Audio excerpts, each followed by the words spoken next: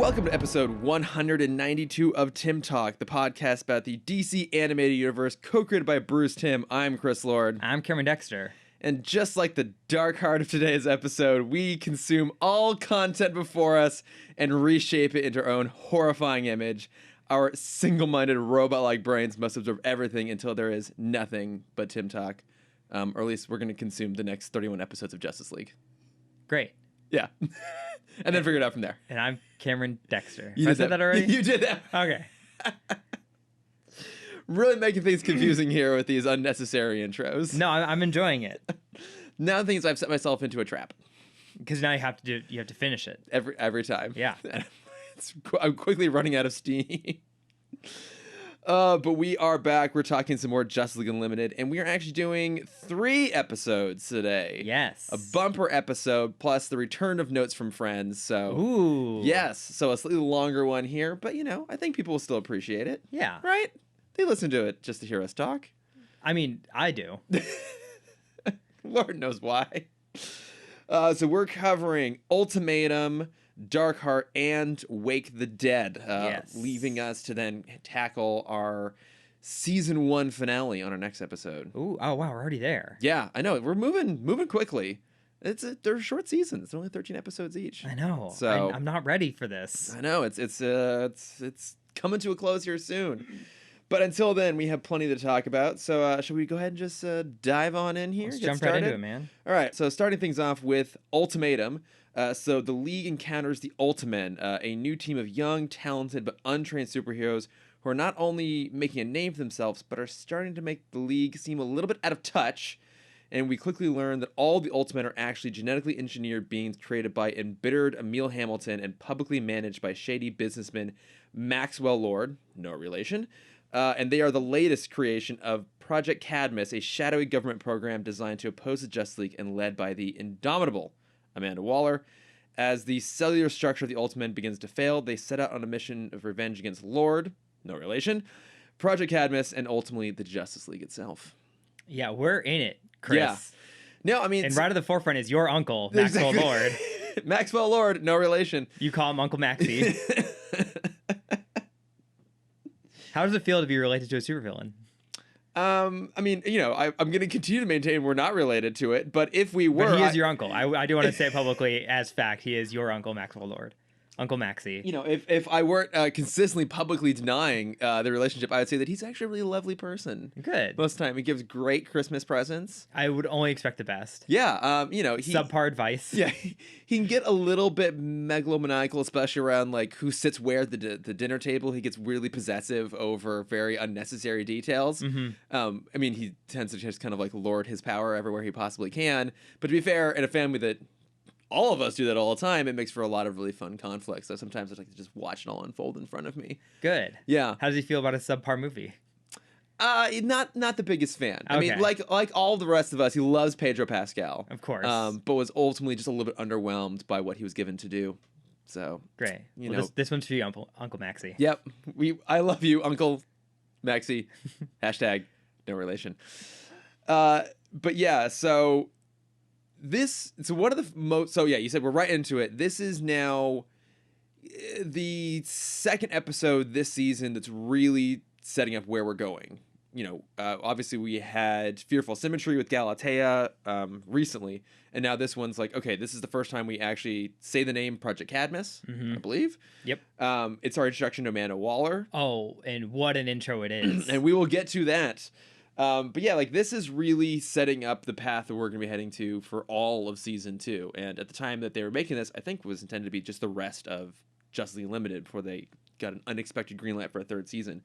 But one of my favorite things about this episode is it's also the most blatant reference to Super Friends at any point in the entire DCAU. Oh, incredibly. Yeah, and to way more layered than I thought it was. So real quickly, let's just talk about the Ultimen themselves and how it all connects. So we have Wind Dragon, whose powers is air manipulation, who's modeled after Samurai, a character from Super Friends, who I really don't know anything about Samurai, and I'll be honest, I forgot to look it up. As did I. Yes, I can't remember if he's actually part of the comics or not. I think he might be.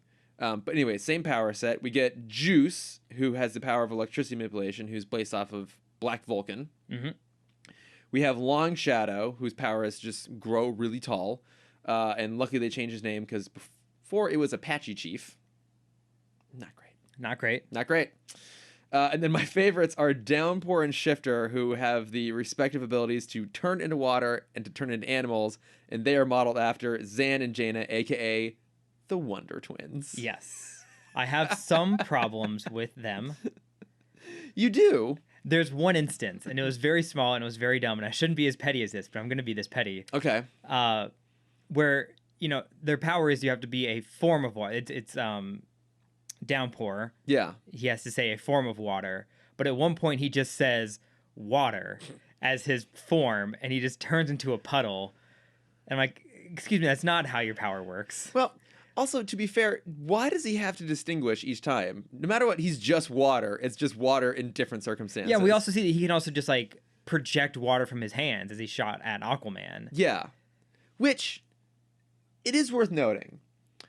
When they all split up towards the end of the episode and the Ultimatum are kind of more or less paired off one-on-one against different members of the League, why would the person whose power is to control water go up against Aquaman? Well, I mean, I feel like they were all trying to, best their counterparts.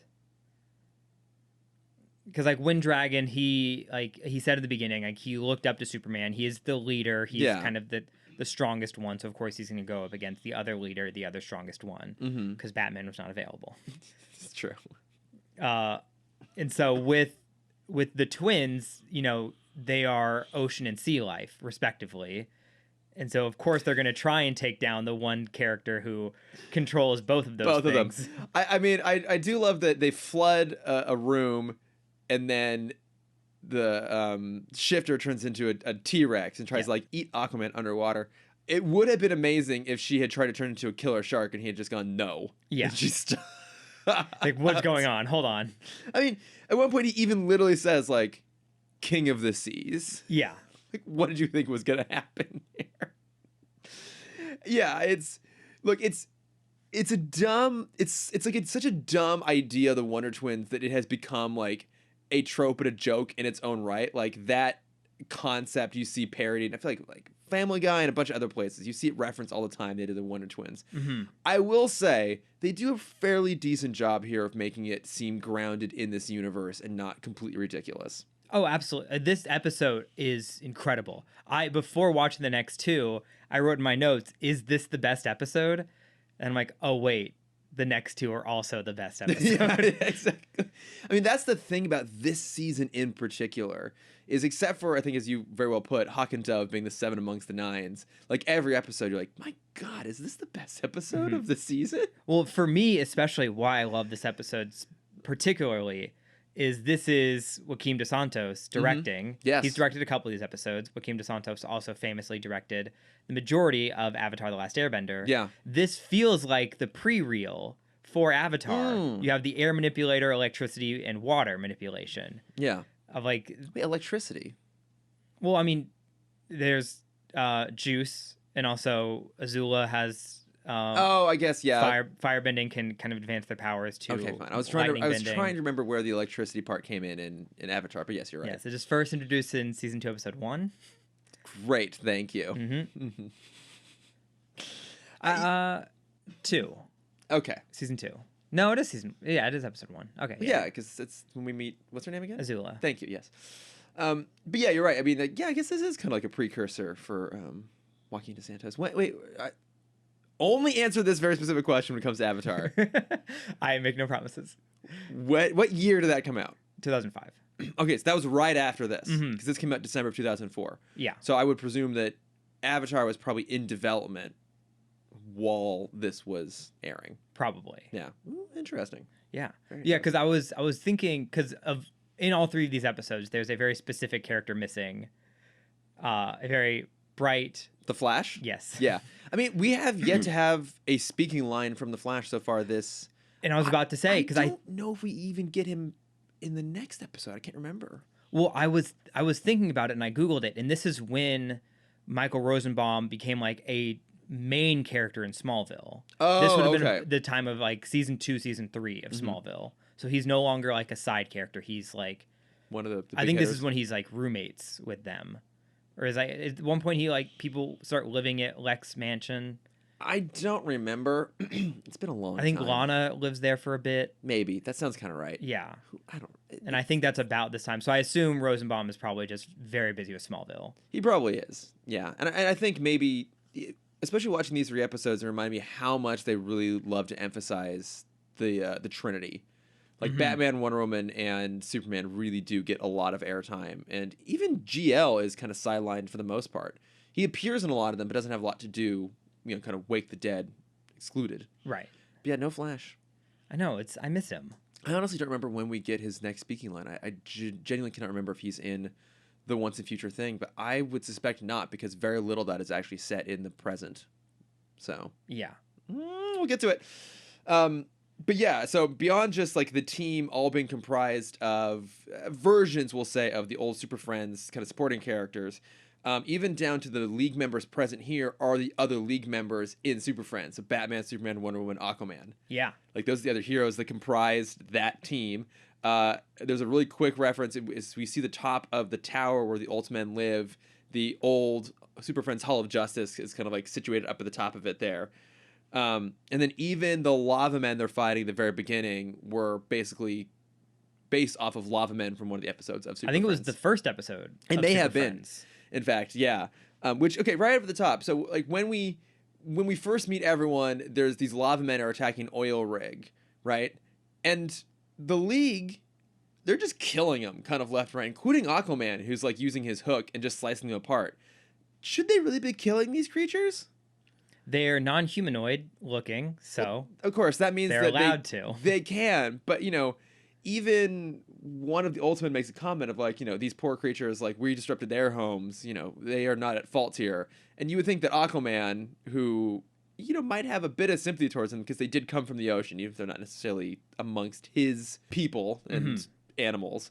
But yeah, he's just out there just like hooking them left and right. Yeah. I felt bad for them. I think it's one of those where I agree. I feel like Aquaman, he sees them as like they're below creatures, not like hierarchy below, but like he said they're from the magma, right? And so like just below the ocean, so they're like it's not his realm anymore. Like they're just outside of his district. Well, and we do see that Aquaman could just be a little bit prejudiced from time to time. What are you talking about? From time to time. Women can't play chess. Oh, we'll get to that. But I know I felt bad for them, but like basically that just becomes an intro point for us to see that the Ultimen come in and like kind of save the day, and Wind Dragon unexpectedly is able to freeze a bunch of the lava men with his powers, and everyone's like, oh, I didn't know you could do that. And neither did he. Oh, what if that's setting up something possibly? But then I love it from there. Then we go to a prison break where Bizarro and Giganta are trying to break out Gorilla Grodd. And so Wonder Woman and Long Shadow, who desperately wants to be part of the League, like jump in. And it was just super fun to see Bizarro back again. It was. Because I think the last we saw him, he was left on that alien planet to babysit and Mixie's Pitlick, or he was, I don't remember. It was the crossover episode. Oh, wow. Yeah, it was that long ago. We haven't seen him since then. So we don't know why he's back. But I mean, it's the comic book universe. I mean, he's doing a great Hunchback of Notre Dame impression. He really is. Of, why are you doing this? He's like, the girl I love, I have to save her boyfriend. I'm like, oh, Quasimodo. Yeah, oh, but really sorry to hear that, bud. What happens when you break out her boyfriend? I don't know. Is Plebus gonna set fire to all of France? I forgot that guy's name was Plebus. It's Plebus? I think I'm missing a letter, but we're gonna go with Plebus for now. Okay, because I thought for a second there you were making another Greek god reference. I'm like, wait, no, he's talking Hunchback of Notre Dame. Mm-hmm. That does not sound very French. It sounds very Greek god. It does. But I think that is it. I'll let you worry about that and look it up again. I will get a lot of hate. Yeah, but so then we do see Professor Hamilton again, and he's explained like, oh yeah, like their cellular structure is failing. That's why Wind Dragon has to use power. Like they have a matter of days maybe. And this is also when we meet Maxwell Lord again, no relation. Uncle Maxie. Mm-hmm. Who I want to note is voiced by Tim Matheson, who you probably don't know who that is. But he famously played Otter in Animal House. If you ever watch Burn Notice, he was like Michael's former like mentor, sort of like mentor slash antagonistic person. Got it. He does like a lot of TV directing, but he's got a very like distinct voice and charm. Kind of this notoriously like charming character. He's usually a bit of a sleaze. He was also the villain in the Brady Bunch sequel. For any of those who remember that movie. So he kind of plays this archetype a lot, but I think he's a perfect casting choice for Maxwell Lord here, who just really brings the sleaze to the point where Batman's like, if Maxwell Lord is involved, it's about money and nothing else. And everyone's kind of like, okay, Bruce. Like, yeah, it's like coming from you, that's saying a lot. Wonder Woman even says, like, not everyone's independently wealthy to finance the Justice League. Oh, and they make him just like very much just a businessman. Yeah. Like I feel like he starts off as a pretty high status character. Yeah. With the Ultiman, but then like once everyone else starts getting introduced, he's just a background character. Like he is nothing in this episode. Well, to be fair, everyone seems high status until Amanda Waller shows up. Yes. Who even can put Batman in his place. Rich boy. We'll get to that. But yeah, I mean, I like Maxwell Lord a lot in this. And he's not a character I'm super familiar with. I mean, you know, obviously the Wonder Woman 84 is kind of his most popular, if you want to call it that, appearance. Yeah, pop culture relevant. Exactly, yeah. And I know he's got a big role to play in, I want to say Identity Crisis, but I've never actually read that series, so.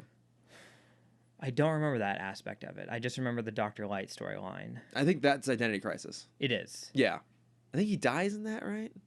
He might. I mean, a lot of people die in that. Yeah, arc. that's fair. It's dark. I think that of the like Crisis series, I think that is the darkest of them. Yeah, it's one of the ones that I've been meaning to go back and read at some point because I think it's also maybe not quite as cumbersome as say Final Crisis, which was a slog to get through. Yeah, I mean that's where I started. Stupidly, I remember you saying that. I was like, my God, like I read that last year and I was like, I don't know what the fuck is happening. God, Jimmy Grant Morrison. I mean, they're all that way though. Infinite Crisis, which I loved growing up. That was like that's the one that like got me into it and got me hooked. Yeah, I reread that. Yeah, I guess last year, and I'm like, none of this makes sense. There's what 72 issues I need to read to understand the beforehand stuff. Oof. No, I'm not gonna do that. Pass. Yeah, pass.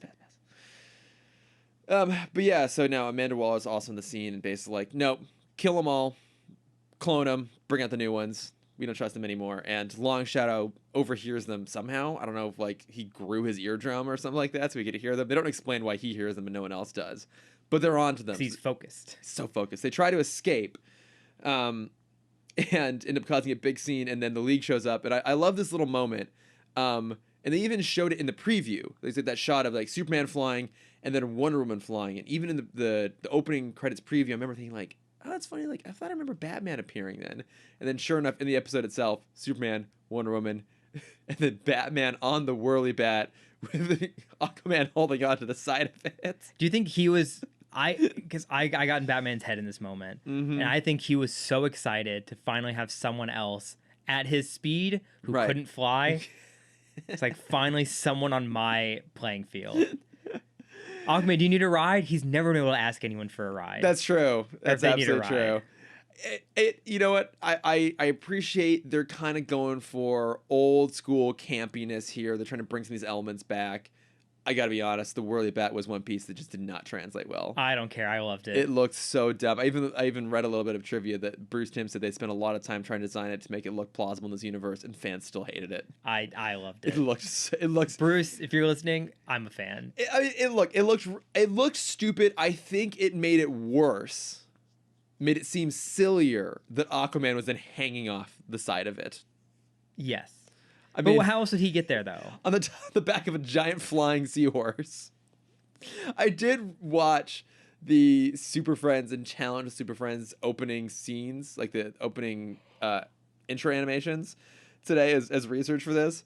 And there are a number of times they just show Aquaman flying next to Superman and Wonder Woman. And I think they just did it and never bothered to explain. I'm going to say it's a bunch of microscopic fish organisms.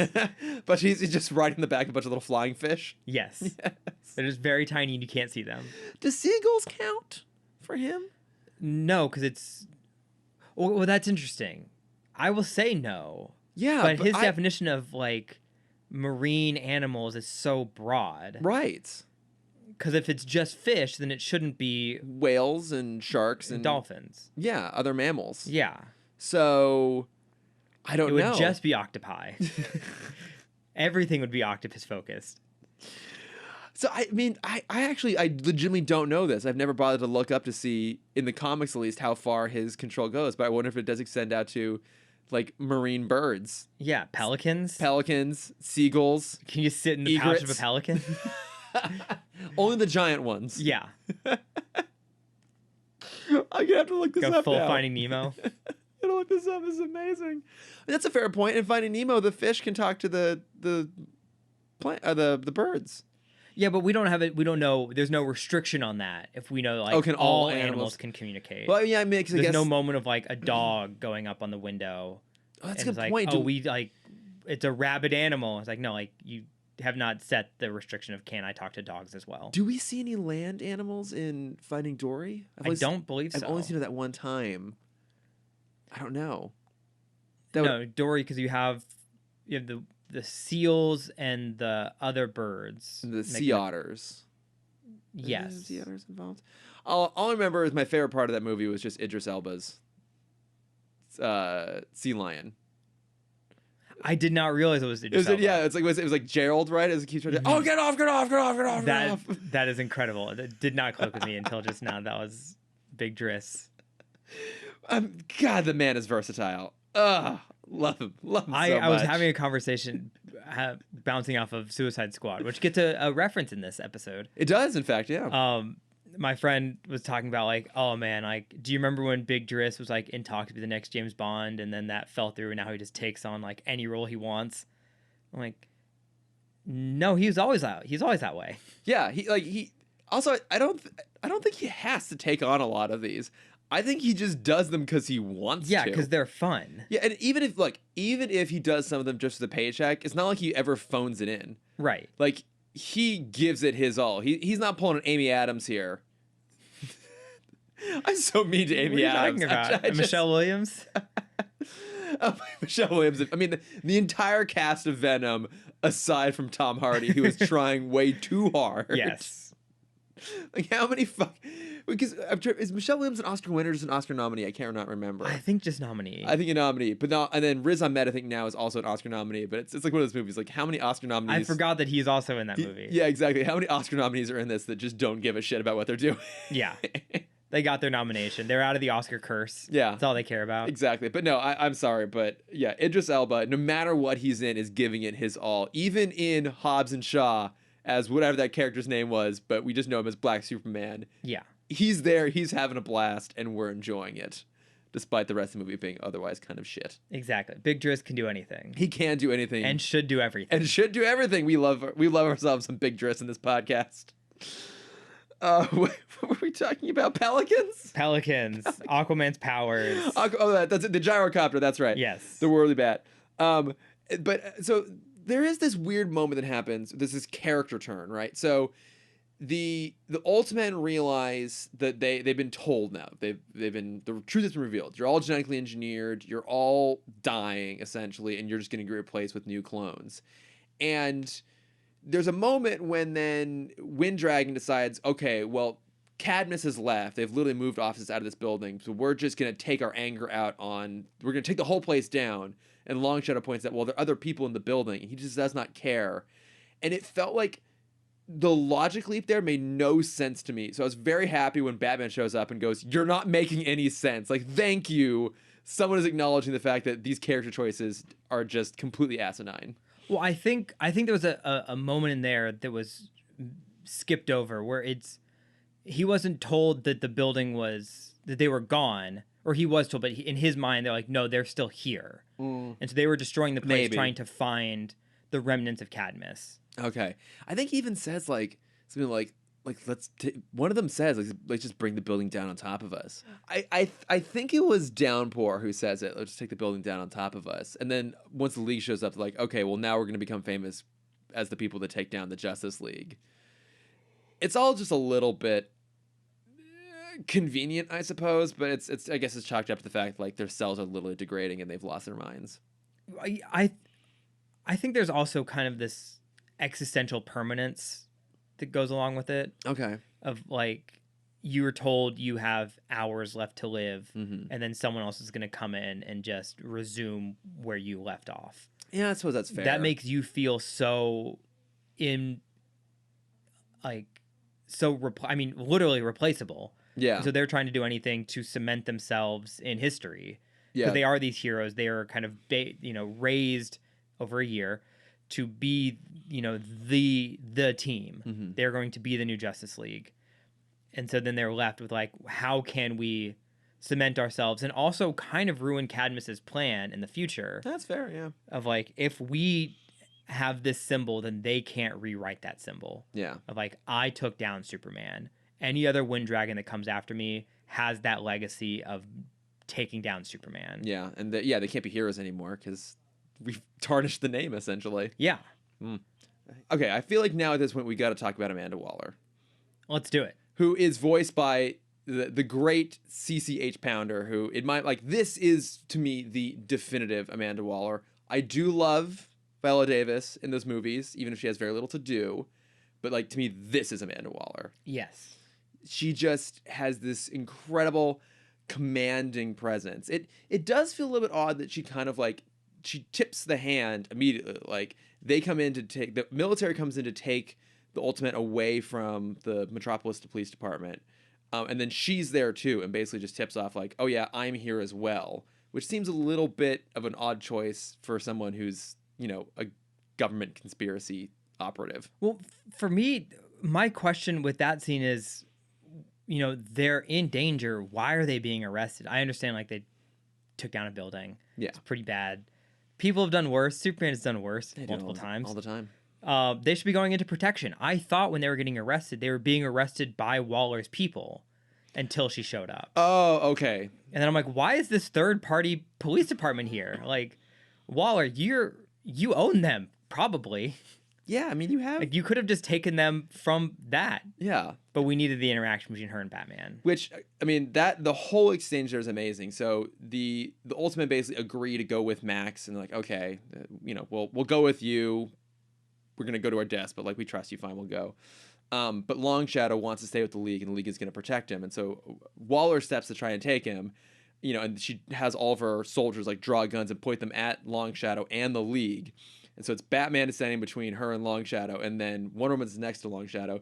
Superman and Aquaman just like step forward to block him, and Batman says, mine are bigger, which is this great moment of him because he always has to get the word. He always has to get the one up on someone. Mm-hmm. And basically Waller grows this like, okay, fine, but just we're keeping our eyes on you, rich boy. And the look on his face like, fuck, what? Like, you don't get to do that. How does she know? And I did read this up. I think we eventually figure out later on that Hugo Strange is part of Cadmus. Yes. That's probably how she found out. But also Waller could probably just figure it out on her own. Honestly, most people could probably figure it out on their own if they weren't stupid. If they thought about it. If they thought about it for 5 seconds. But just, it's so rare when someone can get the better of Batman. Well, you also see him like smile when he says mine are bigger. Yeah, like he's being arrogant. He knows he won. Yeah. And there's nothing that can top this moment. Except. Like, if I cannot think of a better way to establish how powerful and competent and how much of a threat Waller is than just those two words. Because again, if no one ever gets the best of Batman, I mean, we saw him take down the entire Injustice gang on his own while strapped, like unable to move his body. He just took the whole group down with nothing but his own words. Like, he's the guy who always has the ace up his sleeve, and he just got bested by someone who has only just now appeared in this entire universe. Mm-hmm. And I remember this moment 20 years on, and those words 20 years on without having revisited this episode. I like to imagine Batman going back to Gotham and just frantically like trying to think of a comeback he could have said. Because when you have those moments like after you have a conversation, you get in the shower, it's like, oh, I should have said this. Damn it, I had it. But it's like, go back to your booster seat. No, I can't. No, she's not that short. It's like, just like scribbles like all over. Alfred comes in, and there's like papers all across the floor of scratched out ideas.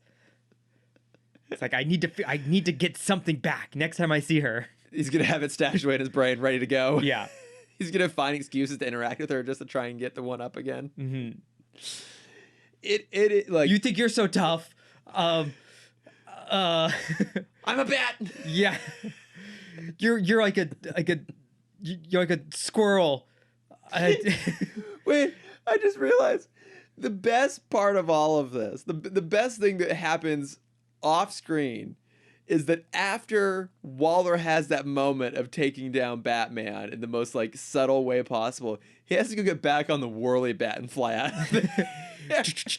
He's not getting to the Batmobile. He's not getting into the Batwing or onto the Bat motorcycle. He's getting onto his silliest looking vehicle possible. Oh, and Waller probably put a ticket on it for like being parked in the wrong spot. No whirly bat parking. Yeah.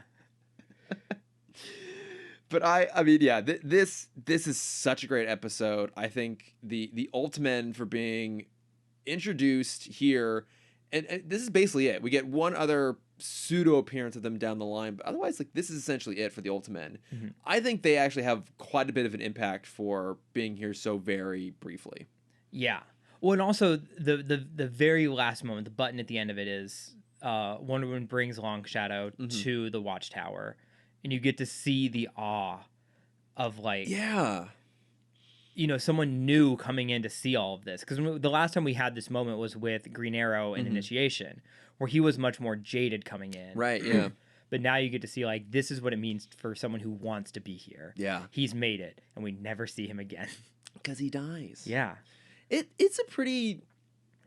I found that moment actually pretty emotionally affecting of him. Just his story in general, he comes off as so earnest and so sincere. And I think the fact that Wonder Woman like takes a liking to him and it sort of wants to help bring him under her wing and help him be a better hero and help him be part of the League. I think the fact that she's the one that does that also helps set him up as being a really good person. Because that's not something Wonder Woman's going to do for anybody. Right. Yeah, especially her. Of the trio.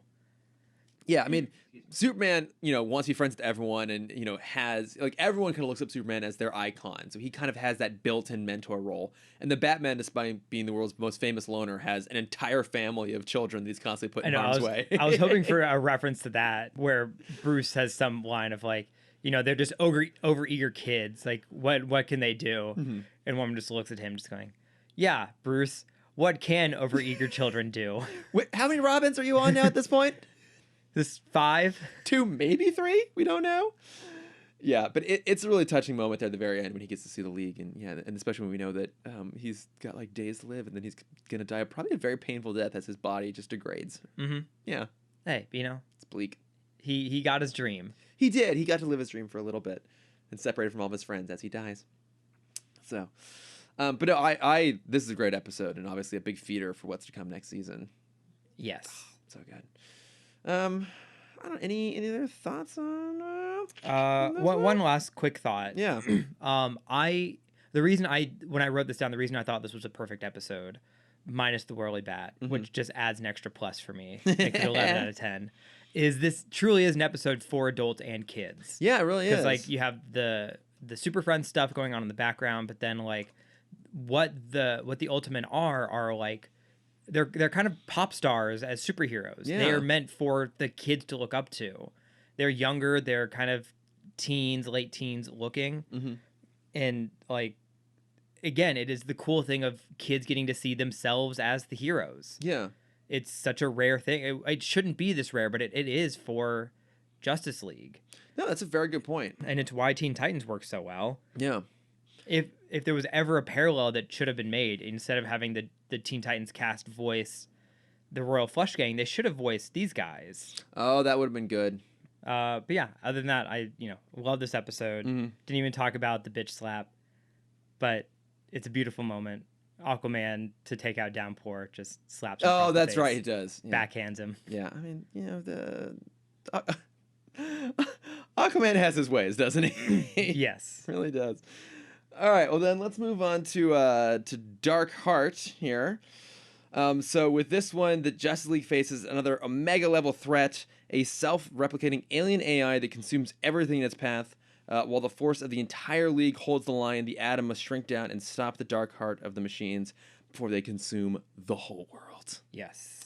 So right off the top, I have to acknowledge that I have mistakenly remembered this episode for 20 years.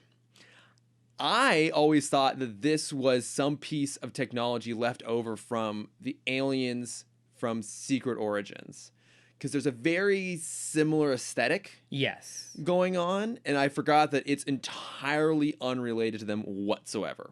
Right. Yeah. This is not Martian tech.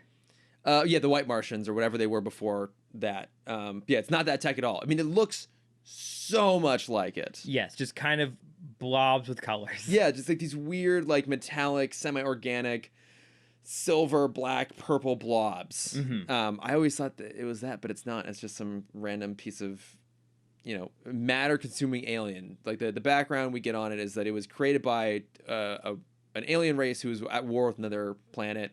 They built this technology. They launched it at their opponent planet and just consumed everything. And then the machines were unstoppable. They just continue to basically replicate, go off to another planet, consume matter, repurpose it to its own ends, and just keep making more and more robots and just consuming every planet they go to. Yes.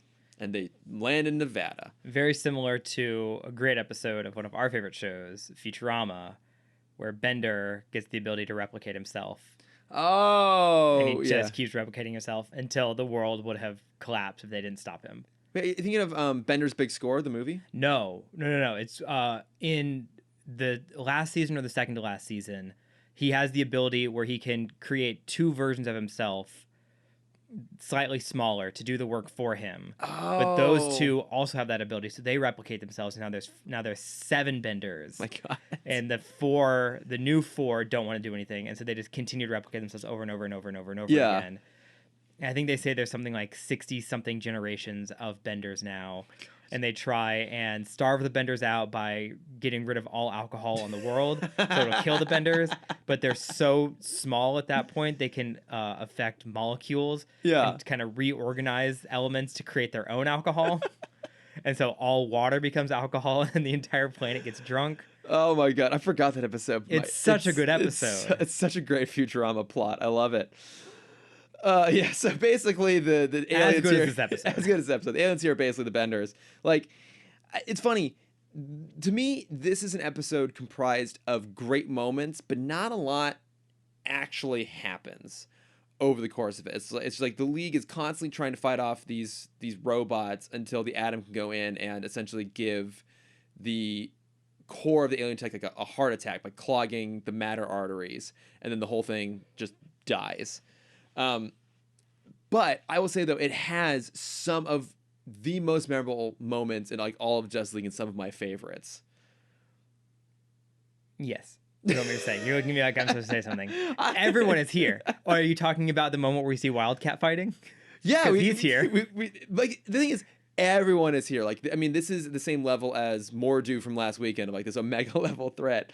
But there's a few little things. So, like, a couple little things I picked up on. One is, for some, like, we first meet the alien tech because these two climbers, like, scaling the side of this mesa, and they get to the top, and Billy has been eaten by the aliens, and they're about ready to attack the girl, and we assume she gets eaten too, but when the military shows up to try and fight this thing, the very first thing we see is her getting into a helicopter and flying off.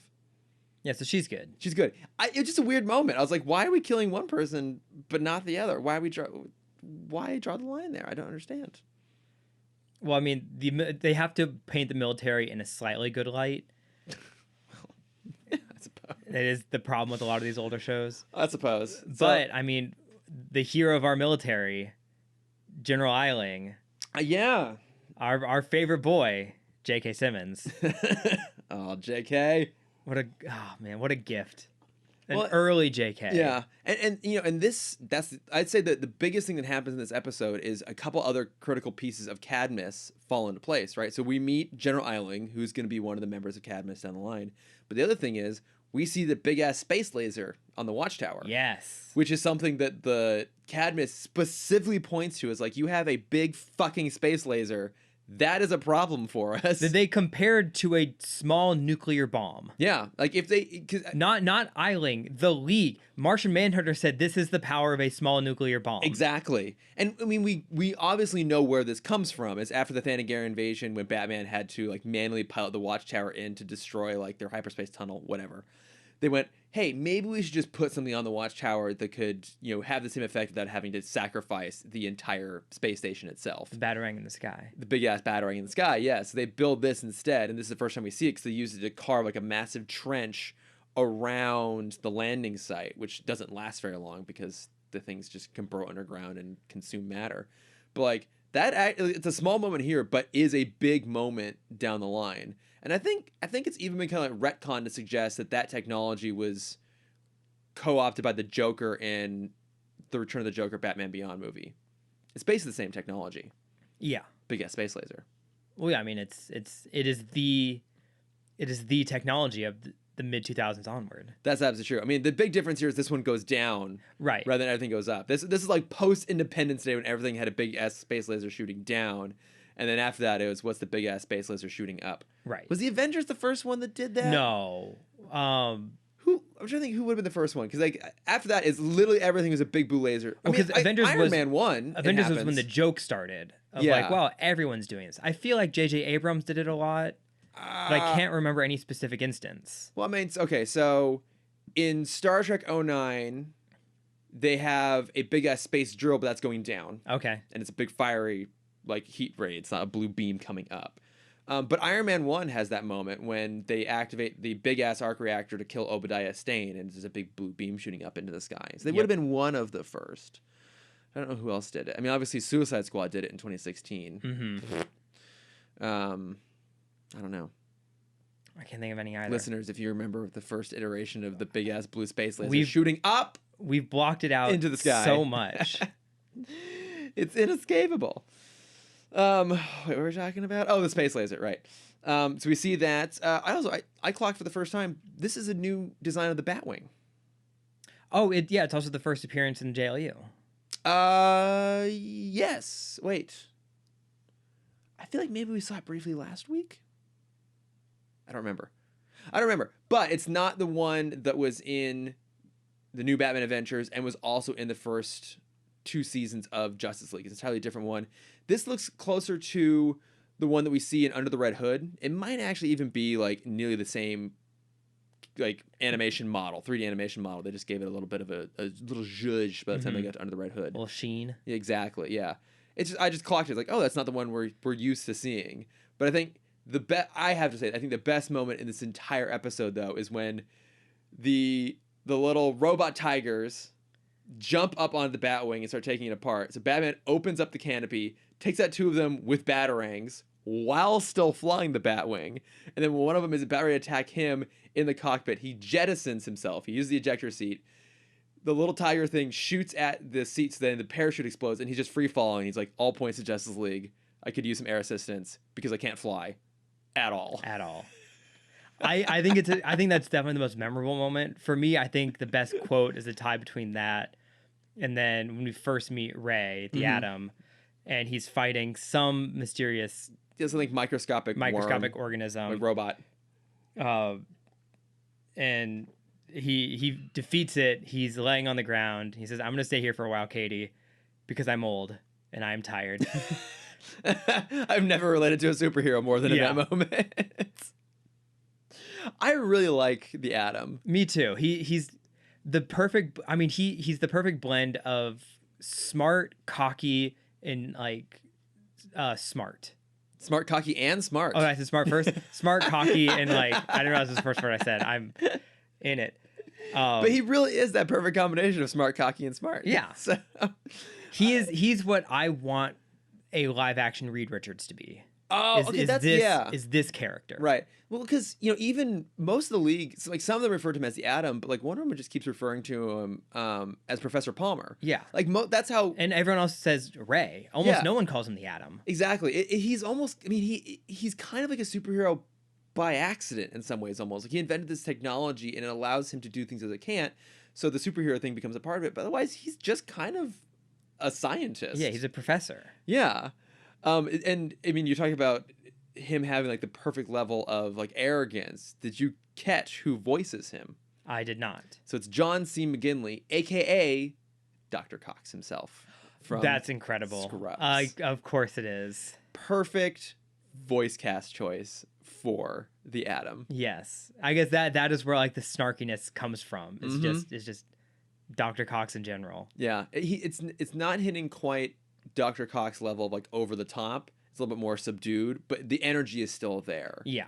The vibe is still there. It's more of like, how are you so? It's not as much how are you so stupid, and more of like, oh wait, you guys don't know this? It's like, oh well, that's Yeah, I'm sorry. I thought you guys did your research.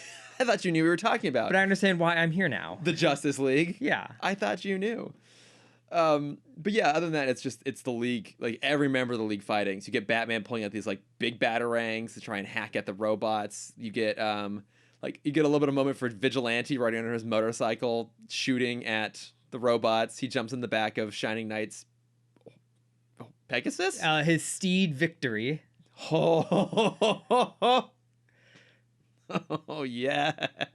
Would you like to know some more about Shining Knight? I would love to know more about Shining Knight. So I like adding this new segment of doing a quick background on any character. And I feel like most people know enough about the Atom where I feel like it's not as exciting as some of the other heroes. He's got a white dwarf star projector that allows him to shrink matter. Yeah. There you go. We're never going to get a chance to talk about Shining Knight. He doesn't talk ever in this series. He's just there. And I want to talk about him. I personally just wanted to learn about him. Okay. I can understand why. Like, there's definitely some Arthurian things going on there. And Greek things. I didn't realize how Arthurian it was. Oh, really? He is Arthurian Captain America. Really? That is his backstory. Sir Justin, the newest member of the Knights of the Round Table in King Arthur's court, was one of the many knights who had witnessed the death of Queen Guinevere's cousin, Sir Fallon. I didn't know any of this. Fallon revealed his attacker was the ogre Blunderbore in his last breath. Then he vowed to take revenge for Fallon's death and search for Blunderbore. On his way, he met and freed the wizard Merlin, who'd been trapped by a witch. And thanks to Merlin, Justin's old armor and sword had been transformed in a golden shining armor that was invincible and unbreakable. He also gave him his steed Victory. So it was a gift from Merlin. When he met Blunderbore, it was atop an icy mountain in the north, and the two battled, and Justin eventually won and killed Blunderbore. But before his death, he caused an avalanche that buried Justin and his winged horse Victory. Neither of them died, but instead were frozen in suspended animation. Oh my God. And in the year 1941, Justice and Victory were discovered and released from suspended animation by a museum curator. Realizing he now must live in the modern world, he dedicated his life to fighting crime with his skills as a knight, and soon took the civilian identity alias of Justin Arthur. Okay. So it's literally just Captain America. Just Captain America. Now, let me get this straight. So he's from Arthurian times. Yes. Was he part of Arthur's court? Yes, he was I assume probably the last member added to the Round Table. And his name is Justin? Sir Justine. Okay. I'm sure it's not pronounced Sir Justin, but it is spelt Sir Justin. It's like, wait a minute.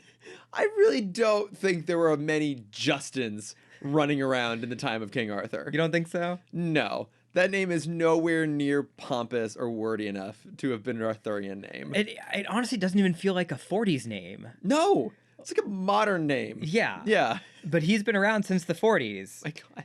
And so him, Cribs and Adventure, and Vigilante were all kind of a trio that worked together, and they created something called the Seven Soldiers of Victory. There was 3 of them, though. I assume there were 4 more. Okay. They were kind of a collection of people misplaced from their timeline. Oh, okay. Mm-hmm. That makes sense. I can see like a Jonah Hex or a Batlash or one of those. Yeah, I mean, that's what Vigilante is, basically. It's just the same thing as all those. But after learning about this, now all I want is a moment between him and Etrigan. Oh, yeah. Because Etrigan was also, well, he was also part of the Round Table, right? Yeah. Yeah. Well, they would have known each other. Yeah, he betrayed them. Yeah. Betrayed the Round Table. Yeah, they would have been buds. Yeah. They should know each other.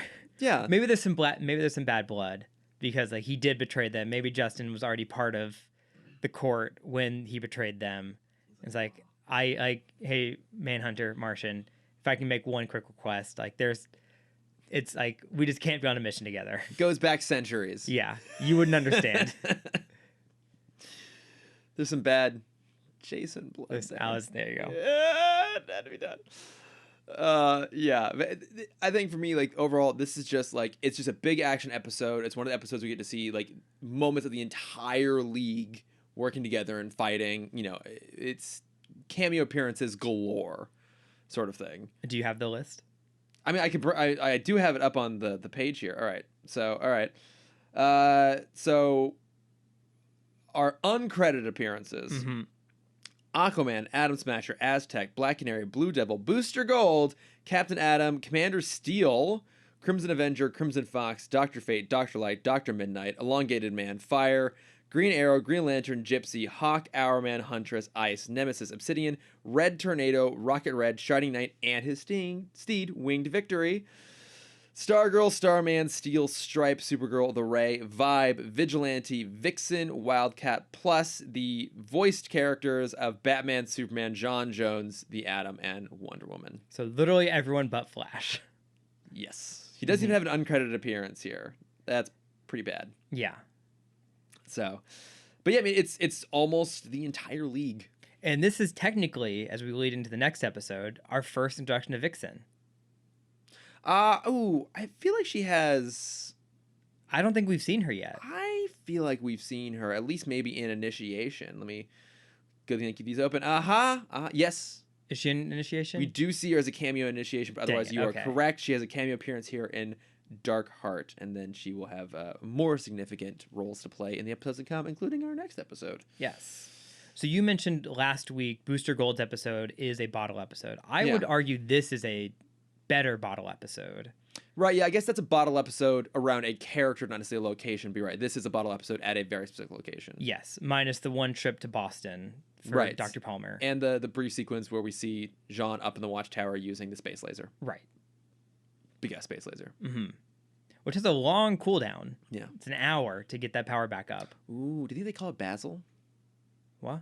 BASL, the big ass space laser. We can refer to it as that now. If I had one, that's what I would call it. Call it Basil? Yes. What's his full title in Great Mouse Detective? Oh, Basil of Baker Street. Baker Street, that's the one. Yes. And I would have the satellite, and I would call it Baker Street. I was getting my British streets mixed up, and I could only hear the rest of Sweeney Todd. Okay. Also easy enough to get confused with Bleecker Street, which is Doctor Strange. Right. Yes. Yeah, but I don't. To me, yeah, this is just like it's just a fun romp. Yeah, I mean I had fun because this is another episode that was just on all the time in syndication because it's a pretty easy one. It has everyone. It's a crowd favorite. Yeah, I mean, I remember really like this one as a kid. I remember being memorable because it was like, oh my god, it's all the league. Like everyone's there. And so this time when I was watching it, I was trying to focus more on the background and just see like who do we see and how are they like acting? Yeah. And it was very funny because most of the time it was probably like a 12 frame cycle of like, here's fire shooting fire. And she's just, her character is not moving. It is a clear like still frame with just the fire animation. Yeah. And then there's a Wildcat that popped up. And I was so proud of my boy. Just taking out bots left and right. Yep, every time with nothing but his fists. Yep. His fists and his grit. I was gonna say like, he had his claws in this version, which is for the best. Because I was thinking like that really hurt your knuckles after a while, just punching these robots over and over again. Like I understand they're wrapped up, but like wraps only help a little bit. Well, what I love about Wildcat is that he has gloves on, and then the wraps are on a top of the gloves. Yeah, because that's how boxers fight. Yeah, exactly. Famously, boxers put the gloves on and then just have an amorphous blob of wraps around the outside. Yeah. In case we doubted that he was a boxer at any point. Right. Good old Wildcat. Well, it's probably honestly, it's probably because they started with the gloves, and in animation, it didn't look good. Yeah. Because it's just an amorphous shape, because it's kind of the same color as his suit. Yeah, that's true. And so the wraps really make it pop. Yeah, you gotta pop those fists. Mm-hmm. Pop, pop, pop, pop. Rapid fire. I do love Wildcat. All right. Any other thoughts on Dark Heart here? I think we covered the major bases. I'm excited for more J.K. Simmons. Oh, I mean, every time. every time. Legend. The legendary J.K. Simmons. He's incredible. Yes, he can do everything. He's the yellow M&M. All right, so then let's move on to our third and final episode this week, Wake the Dead. So in this one, a bunch of nerds accidentally revive Solomon Grundy, who sacrificed himself to save the League. But he's been brought back without his soul or his mind, and is just a ambling shell of pure rage. More powerful than ever, the combined powers of the biggest hitters in the League aren't enough to stop him, so it's up to a lost, jaded hawk girl to defeat her former friend. Is he a shell or a shill? He's a little bit of both. He's Okay. He's a shell of his former self, but he's a shill for chaos magic. Got it. Okay. Yep. Mm-hmm. Glad we can clarify that. Yes.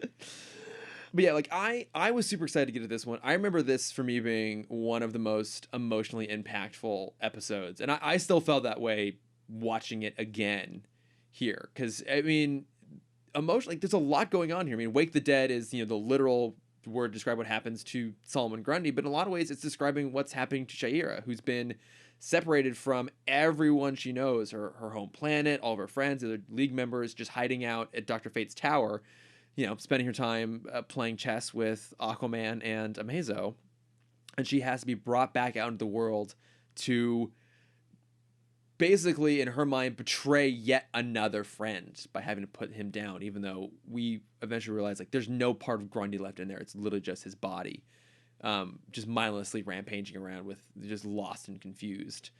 And I think for me, just like the themes here run so deep and there's so much heart behind it that I really love this episode. I think it's absolutely fantastic. Yeah, it's animated Lassie is how I would define Old it. Yeller. So yes, They even animated call out Yeller. Old Yeller. Shayera even says to Jon Stewart, like, your favorite movie's Old Yeller, you know what has to be done. Mhm. Yeah. I forgot that they actually killed him. For some reason in my head, he also went back to the Tower of Fate. No. But no, they fucking blew his brains out. Yeah, and it's particularly heartbreaking because as I mentioned, they're throwing everything at him trying to stop him. So like he's way more powerful than he was before. So like he's just wiping the floor with Superman. GL's throwing a bunch of stuff in there. Vixen's there trying every power she has to take him down. Fate's throwing stuff at him. Even then Amazo shows up, who is a god now at this point. And even he realizes that Grundy is absorbing his powers rather than it destroying him. And he's like, oh, I shouldn't be here. Bye. And just disappears. I think that's the biggest bro move I've ever seen. Yes. Of like, oh shit, did I just make him even stronger? Peace. My bad. Yep. I'm out. You guys got it, right? I'm only gonna make things worse. Sorry, I think my fridge is closed. But this is actually the last appearance we get of Amazo. But I really like how even they show him here, because last we saw him, he was trying to kill Lex Luthor just a couple episodes ago. And here he is much more human. They even do, I think, less processing on Robert Picardo's voice. So he sounds more just like a normal person here. And he's curious and thoughtful and has like a bit of a sense of humor, even if it's almost kind of accidental a little bit. But in some ways, he almost feels more human than Aquaman, who is just this dick through the entire episode. In this version of Aquaman, he is just like, he's only focused on war and fighting. Yeah. That's all he can think about. Even in his free time, he's practicing beating people at chess because it's its own version of war.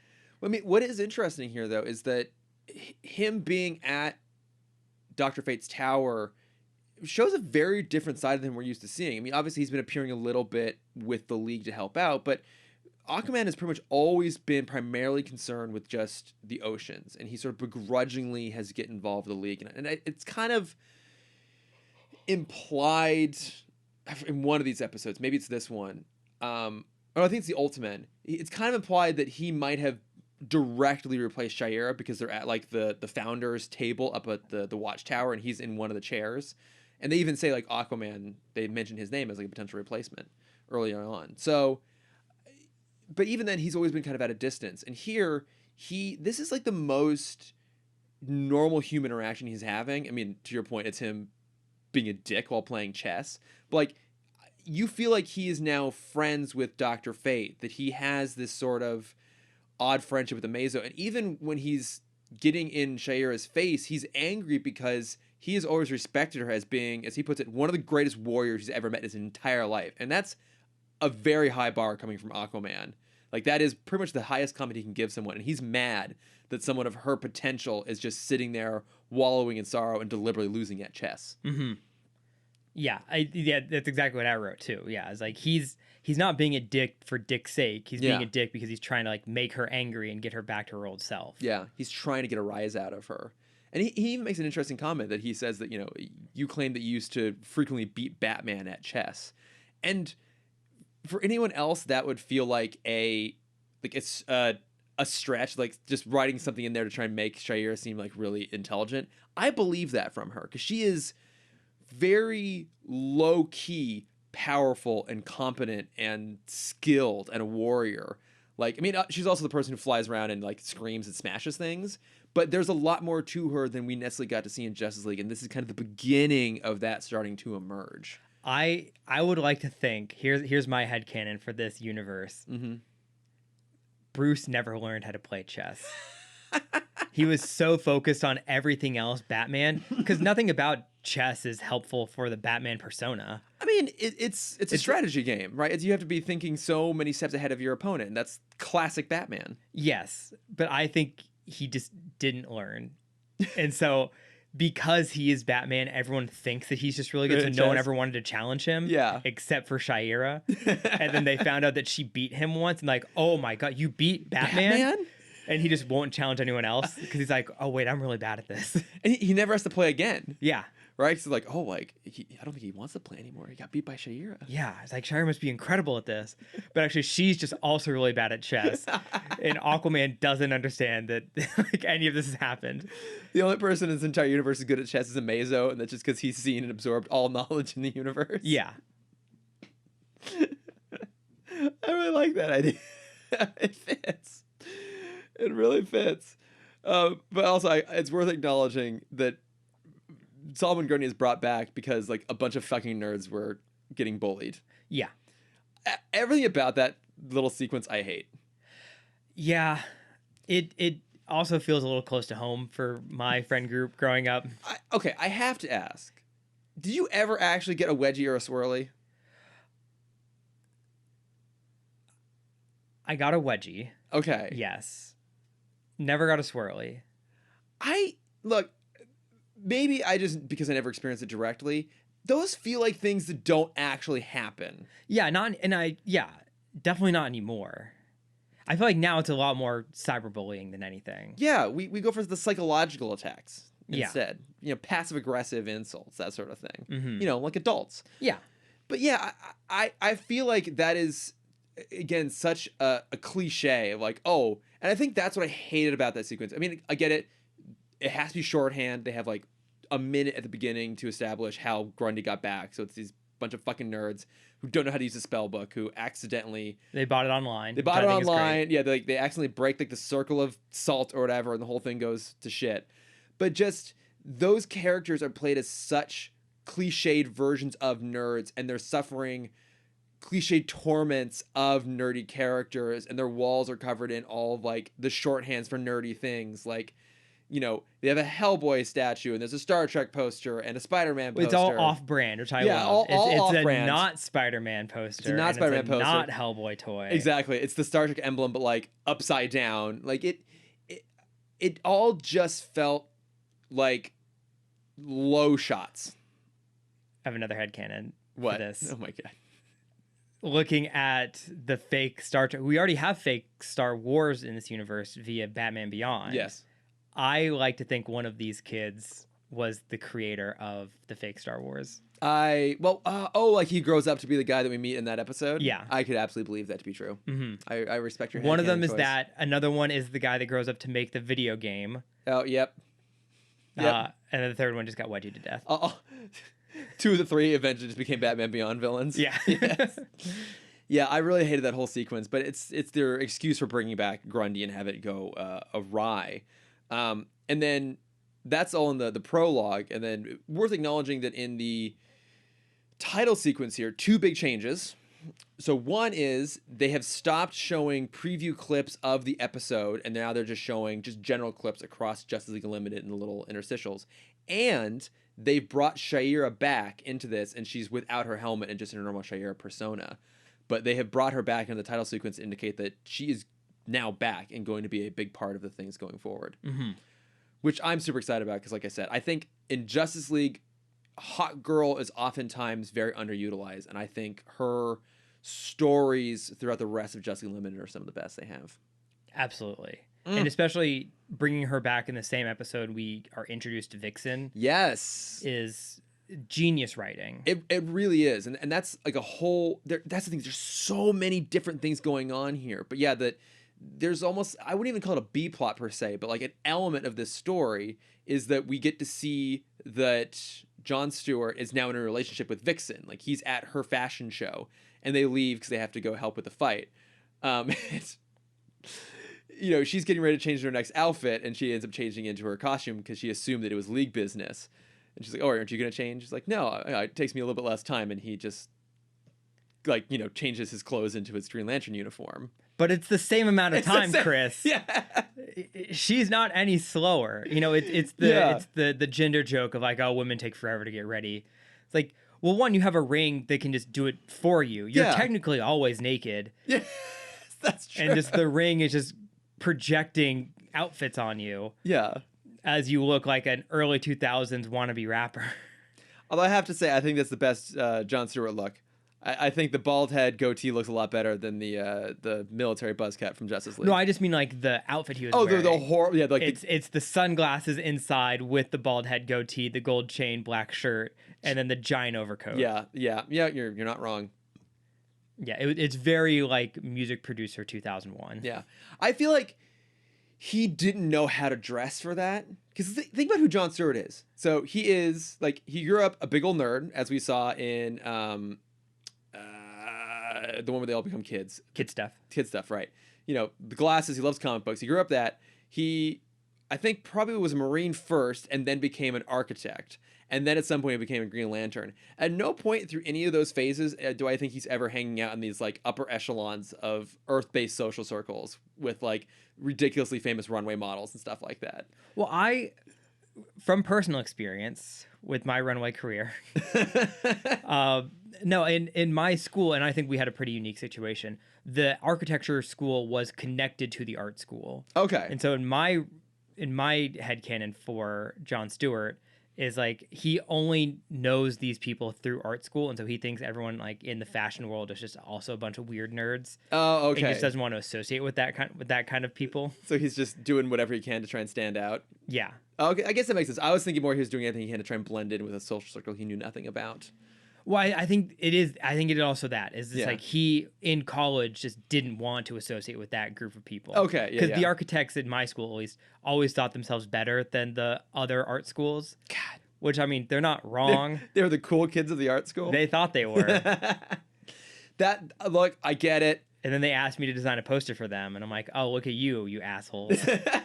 You don't know anything. I understand where they're coming from because the mechanical engineers, we consider ourselves the cool kids of the engineering school. And we're always making fun of the civil engineers. Yeah. You get it. You lazy civil engineers. Yeah. I mean, at least we're not interior design. That was the bottom of the totem pole. Yeah, I guess it probably would have been, for us, electrical. It would have been bottom? Like, yeah. Okay. What are you going to do with that? Yeah. It was... Wire toaster? Architecture was definitely, like, they thought they were top dog. And they also brought in all the money. Yeah. Then I would say industrial design, graphic design, photography, painting, and painting and arts, and then a long drop, and then interior. Look, everyone has to have someone to punch down to. Like, even us as, like, DC Comics nerds are often punching down to, like, Dungeons and Dragons nerds. Yes. Which I have no room to do that because most of my good friends, you included, are Dungeons and Dragons people. I have written my own campaign. I love Dungeons and Dragons people. Like, everyone has something to punch down to. It's kind of like how all of America punches down to Alabama, except for Alabama, who punches down to Florida, and Florida has no one they can possibly punch down to. Well, they just punch themselves. Because I think that's the thing is, like, I think we are the nerds that, like, we punch forward, and it's the portal, and it just punches us in the back from behind. You could not have found a nerdier way to describe that. Congratulations, Cameron. Thank you. Very proud of you just now. But yeah, like the dynamic between GL and Vixen, it's interesting and it's fun. Like they have chemistry, right? And like they even kind of work well together as they're trying to take on Grundy. But as soon as Shayera shows up, all of that just becomes a mess, right? Because so Grundy hits Superman like way off, and he breaks through one of the pylons of a bridge. So the bridge starts to collapse, and Aquaman shows up in just like the most badass motherfucker intro possible, just standing perfectly still atop of a giant squid as it rises from the ocean depths and wraps its tentacles around the bridge to hold it in place. Like, you cool, man. So my thought with You're cool. that, we know Dr. Fate can teleport people. Yeah. He could have just teleported them right into the heat of battle. Doesn't matter. Aquaman must have asked. I don't think Aquaman asked. I think Dr. Fate's like, want me to get you there? He's like, no. Yeah. Well, no, he knows where to portal Aquaman. Yes. Just to some trench somewhere, and he'll grab himself a nice fish and get to the action. Mm-hmm. But after that, like Shayera rescues a mom and her kid from falling off the bridge, and she lands right next to John. He's like, Shayera? Like, and he's just shocked. And in one of many amazing lines in this episode, her first thing she says to him is, I hate the beard. It's good. It's incredible.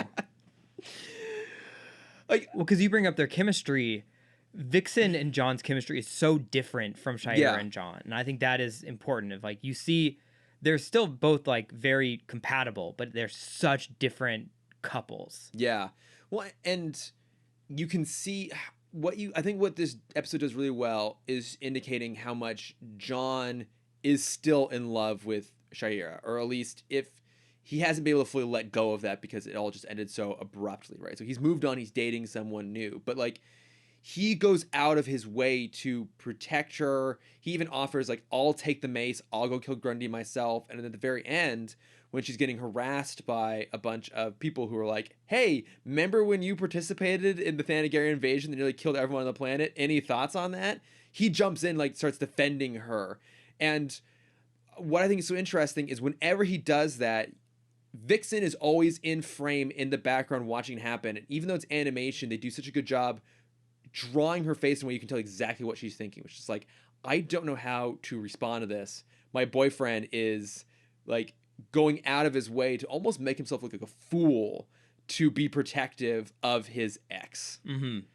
There's so much going on there. I mean, they're going to be coworkers. That's true. Yeah. My boyfriend's ex is going to be my coworker now. Yeah, exactly. We have to see each other daily in those weird hallway showers. All the time.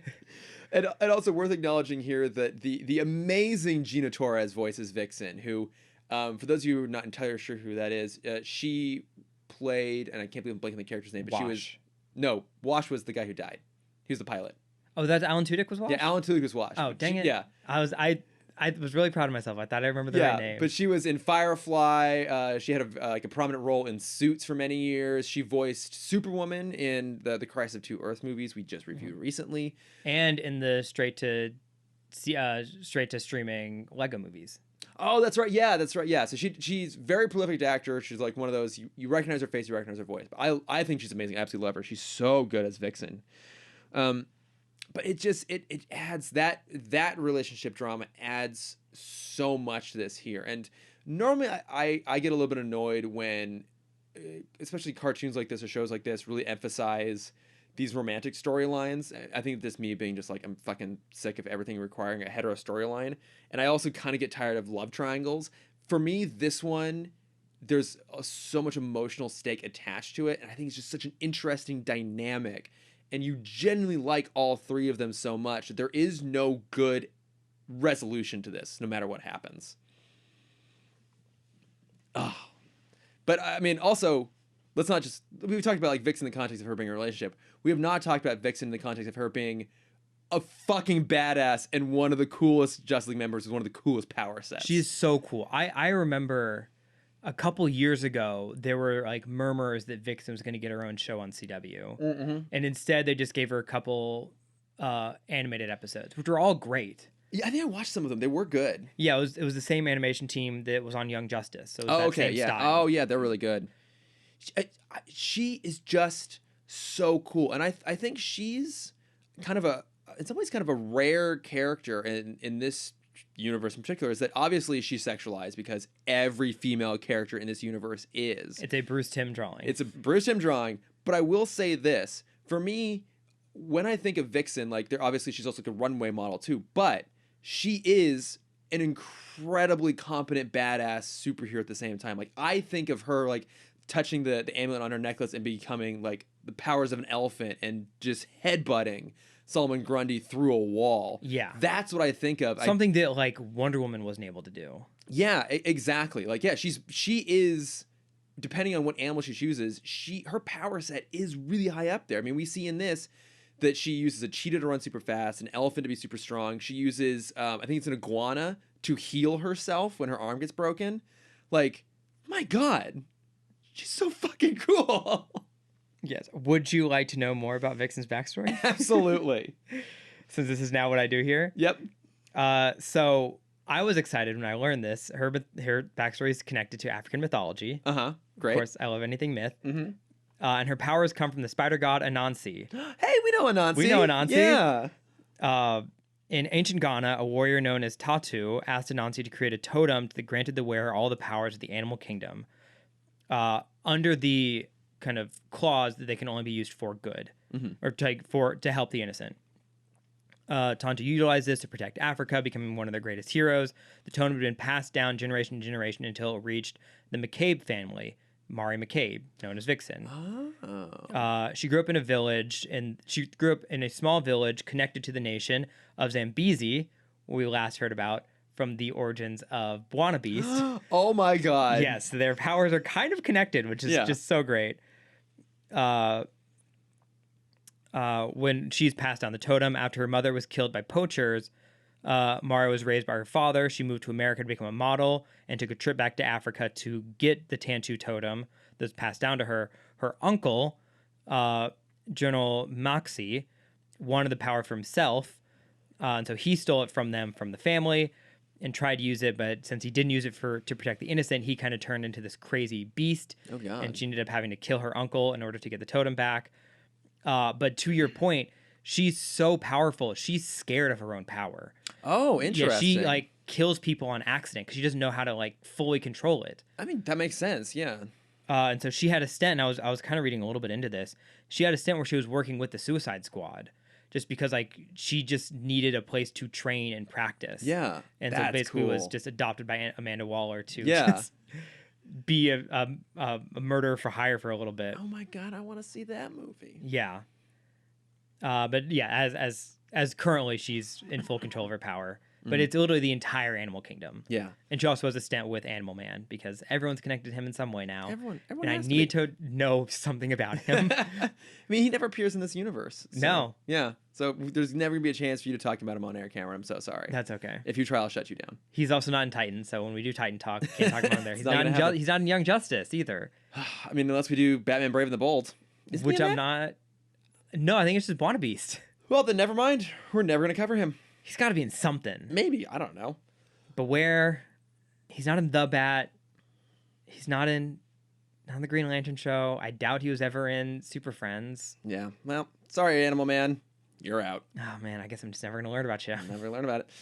Yeah. But no, I love they brought in Vixen and that she's going to continue to have like a real prominent role going forward.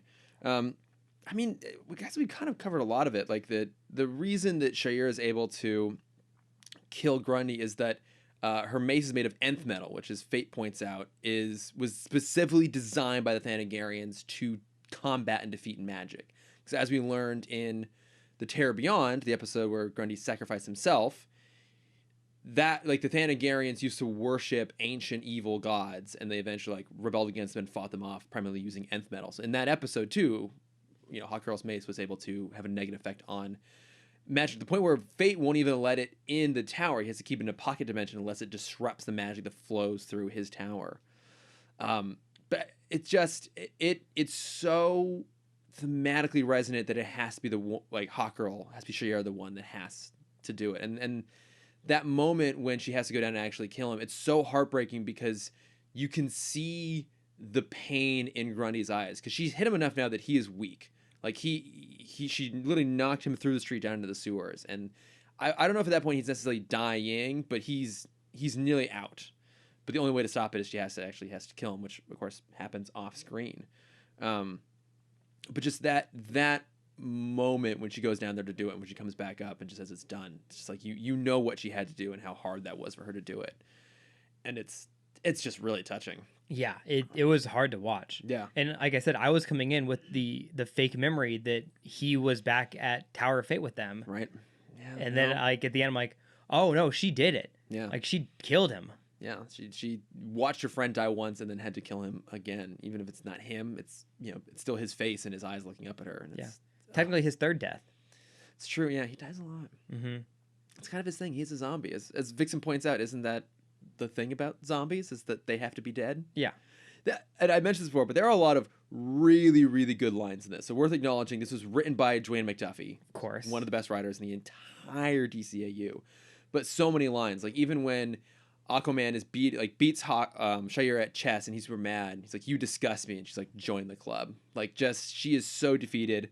I also love when Fate shows up and says, Grundy's grave is empty. Aquaman's response is, "Point me in the direction of those who did it and dig more graves." Fuck, that's good. He's just, he's so cool. He's a dick, but my God, is he cool. Did you watch this week's Ted Lasso? I did. It's so good. But it reminded me a lot of what's his face? Oh, Roy Kent? Roy. Yeah. It's like, bro, you can't beat up a child. Why not? Yeah. So like, I mean, it was weird that it was a Christmas episode in August. I never wanted it to end. Same. I could have sat there for 6 hours. I think that is now going to become a perennial Christmas watch for me, because it's just so, like, that show is so sweet and uplifting and somehow never saccharine. And that episode like does that, but with Christmas. Mm-hmm. That was almost gonna be my plug for this week. Yeah, just talking about the Christmas episode. Ted Lasso episode of Christmas. It's great. If you guys aren't watching Ted Lasso, go watch Ted Lasso, especially the Christmas episode. It is the most heartwarming show I've ever seen. Yeah, and I've seen a lot of shows. Yes, you especially have. This episode to me is absolutely one of the best we've gotten so far. And again, it's going to set up some key points going forward. Shayera being back at the Watchtower and back part of the League, the conflict that's going to cause between her and John and Vixen. These are pretty big threads going forward. Yeah. Do those hallways bathrooms, like, are they compatible for her wings? Are they big enough? True. Yeah. What happens when her wings get wet? Yeah. Can she fly as well? I don't think so. Probably not. I mean, birds, the water just like slips off their wings for the most part. Some of them. Yeah. But then there's like butterflies that can't fly. Yeah, but butterflies don't have feathers. Right. Yeah. I don't know anything about birds. I'm not a bird person. I'm a dog person. Through and through. Good. Any other thoughts on Wake the Dead? I think that's about it. Great episode. One of my favorites. Very, very good. All right. Well, I did promise it last week.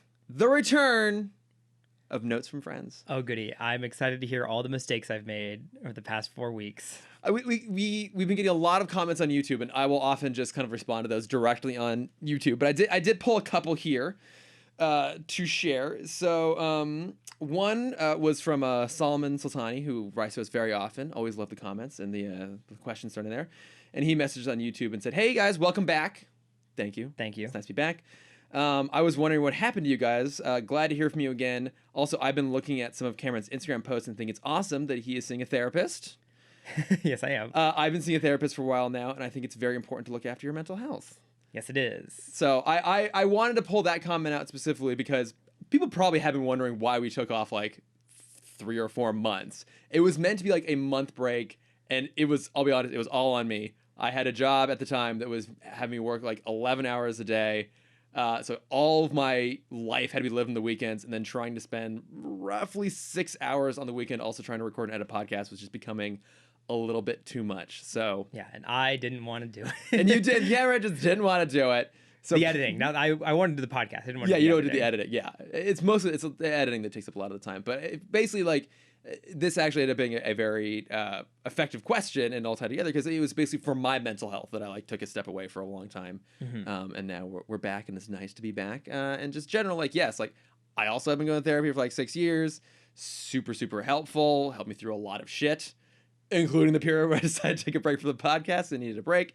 You know, and in general, you and I are very big advocates of like looking out for mental health. Absolutely. So, you know, I think it's something worth talking about. I really don't get, I feel like it's not really our generation so much, but I feel like kind of the generation before us had a bit of a stigma against it, sort of thing. It's like, oh, it's like, don't talk about going to see a therapist. I'm like, I tell everyone I see a therapist. Well, I think that's very much an LA culture thing, which I think is hilarious. That's probably also a bit of it's an LA thing too. Yeah. Isn't it? Yeah. Cause like I'll go back home and I have friends that are like, oh, well, you talk about your therapy? I'm like, instantly, all the time. Like I immediately talk to my coworkers like, oh my God, you can't believe what my therapist said.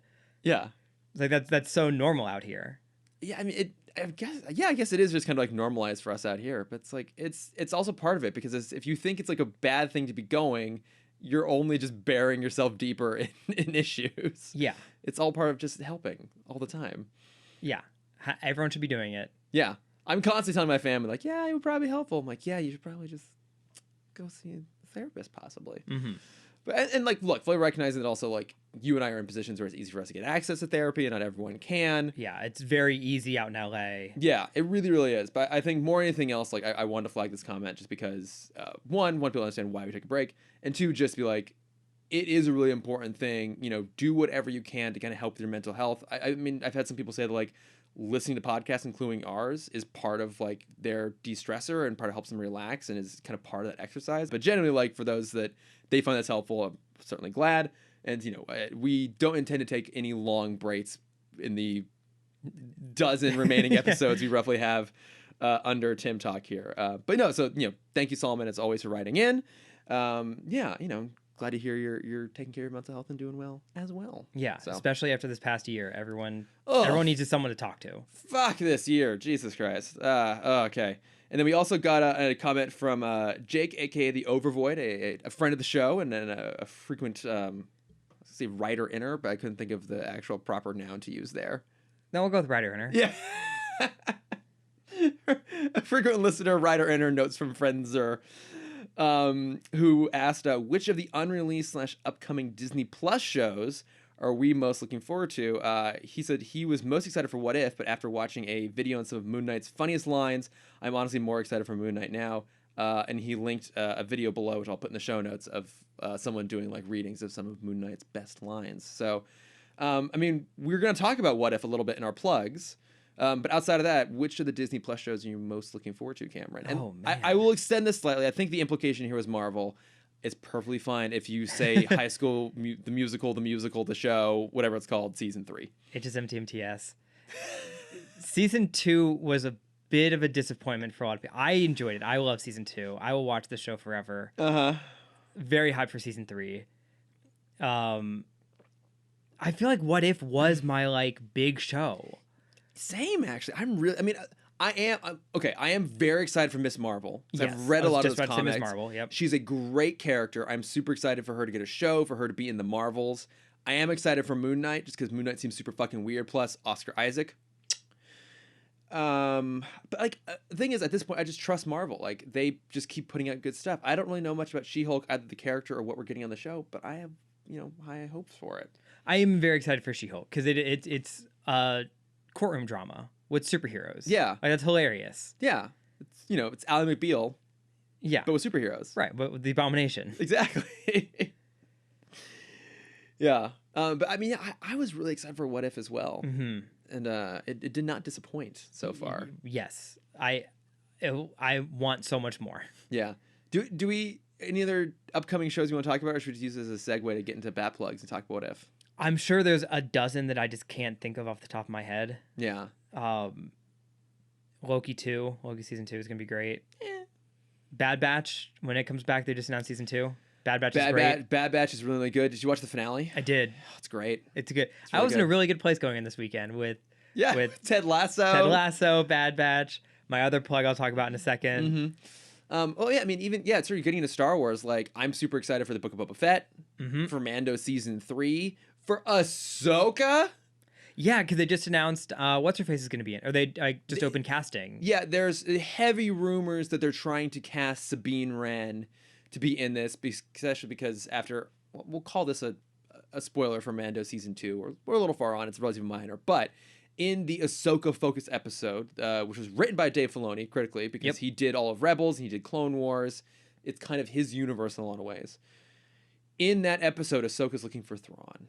Grand Admiral Thrawn, who is an amazing fucking character. I have read the now legacy Star Wars novels, the Thrawn trilogy from Timothy Zahn, which are really good. And I'm just going to say this, would honestly not have worked well as movies. So all you people who thought that the Disney movies sucked, which I'd say about 1.5 of them do, those would not have worked. But they could have been, well, whatever. Could have been adapted. But Thrawn's an amazing character. I've read 3 of the new canon novels, and I've seen all of Rebels.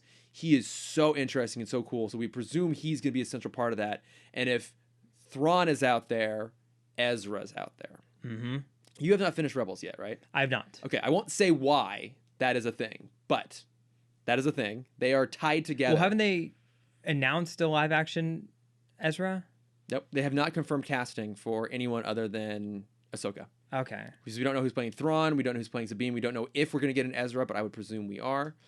Again, I won't say the details of how, but he's part of that. So I'm super excited for that too. Maybe the most excited for that. Okay. But anyways, should we get into plugs then? Let's do some plugs. All right, let's get in there. Let's start with What If. So Okay. As of recording, What If episode 1 has come out. The Captain Carter episode. Incredible. Fucking loved it. I did not realize I had a new kink, which is tall British women with shields. I mean, Cameron, I'm into that too. Yeah. No one's that gay. All Yes. right? Not with Peggy coming around. No. Glamazon Peggy going around kicking ass. Yes, please. It's such a good episode. It's great. I mean, again, Haley Atwell is so charming and so charismatic, and that still comes through in animation. She, like, if I had one frustration with this episode, is that I didn't get a chance. We won't get a chance probably to see how literally the entire rest of the MCU would have played out if Peggy had been Captain Carter instead of Captain America. Yeah. I was gonna say my biggest complaint is Sebastian Stan is not a voice actor. No, it was him. No, I mean he was not a good voice actor. Oh, okay, yeah. I will say this, that some of the others, maybe voice acting wasn't quite their forte. Mm-hmm. Which is fine. They're amazing actors in their own. Yeah, voice exactly. acting is its whole other beast. It's a very different thing. It should show studios that you can't just cast high name actors and expect good success every time. Exactly. Yeah, it's its own very challenging skill set. But yeah, I had so much fun with it, and it reminded me of BTOS in some ways. I remember something you brought up on our very first podcast episode when we were talking about On Leather Wings. Wow. Which is that the producers and writers of BTOS always wanted to have one segment that justified it being animation. So in On Leather Wings, it's when Batman's getting pulled through the Gotham skyline by a Man-Bat, right? Something that would be very, very hard to do in live action. And I felt like they gave us that in What If. And I'm thinking in particular the sequence where Peggy is riding on the back of Steve's Nazi smasher and jumps off and starts taking out German warplanes in mid-air. I didn't know I needed that in my life. And then I got it, and then I needed more. Everything about her was just incredible. When she stops the truck with just her shoulder. Yeah. And she's like, oh, that's cool. And then does it again. If you think about it, she would have been the ideal candidate. Because, Steve has, the heart and the spirit of a good person. So does Peggy. But she's also a strategist. She's not necessarily a military strategist. She's, in espionage. She's an agent, as she puts it. Mm-hmm. But she would actually know how to bring tactical awareness and strategy in because she's been doing it for years. You know what Steve doesn't have? Any of those things? A sword. That's true. He doesn't have a sword. Well, I read in the comics that she gets Excalibur. Oh, okay. Which is like fucking Excalibur with the shield and the super soldier serum. Is you're a god. You're unstoppable.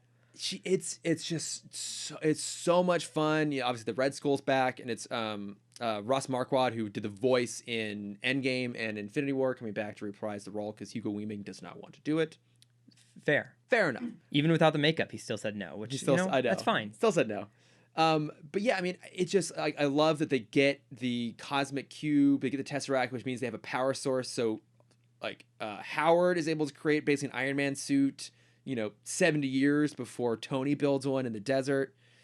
it was just so much fun. And I mean, we've talked a lot about it. I don't want to give any specific spoilers, but they still find a way to kind of keep some of the major beats of the Captain America story in there as well. And I thought in a fairly effective way. Well, also potentially setting up something bigger for the universe. That's true. Yes. And that is an as of yet unanswered question, which is how connected are these what ifs going to be? I mean, the framing device is the amazing Jeffrey Wright voicing the Watcher. We don't know. Are these all going to be tied together? Like, this may not be the last time we see Captain Carter, and I sure as shit hope not. Same. I just give Haley Atwell she deserves so much for the shit that Marvel put her through. I know. Yeah, I mean, because I didn't love Agent Carter the series, but I loved her in it. Mm-hmm. I just don't think it was a bit of a weird, just kind of a mess. But she's just continued to be fantastic. And I mean, look, at this point now, the multiverse is open, so very real possibility we could down the line potentially see her play live action Captain Carter, even if it's just a cameo. Yeah. This is super fun. I'm very excited to see what else they throw at us. Yeah, because next week is Chadwick Boseman's episode. Oh, that's right. Yeah. What if T'Challa was Star-Lord? Mm-hmm. Very interesting. It's very interesting. Yeah, that one plays out. But yeah, no, I really had a lot of fun with this. Me too. What's your other plug this week? I have two quick plugs. Mm-hmm. I watched Free Guy. Oh, that's right. Which is it's so much better than I thought it was going to be. Hey, that's good. It's so fun, and it definitely benefited from, and you'll understand after you see it. I won't explain why, but it benefited so much for being a Disney property. Okay. And it needed it. Mm-hmm. Yeah, just it's a great time. It's a great feel-good movie. I have nothing but praise for it. Ryan Reynolds is great. Mm-hmm. Everyone in it is great. That's awesome. Yeah, so my other quick plug to attach to that is a book that I'm almost done listening to for you. Yes. Called Tokyo Ever After. Oh. Which is a newer book. It's a YA book, but it was pitched to me, and it is exactly this. It is Princess Diaries meets Crazy Rich Asians. That sounds fantastic. It's so charming, and it's so lovely. Okay. It's a girl who's graduating high school finds out that she is the daughter of the Japanese prince, a next in line prince. And so she flies to Japan and kind of tries to figure out, one, living in another country that she's never experienced their culture, while also trying to understand like what royalty means. That's really cool. It's really great. Mm-hmm. It's just nice. Just a nice little book. We like nice things. Yeah. It's not thinking too much. It's just there. And I like that. Yes.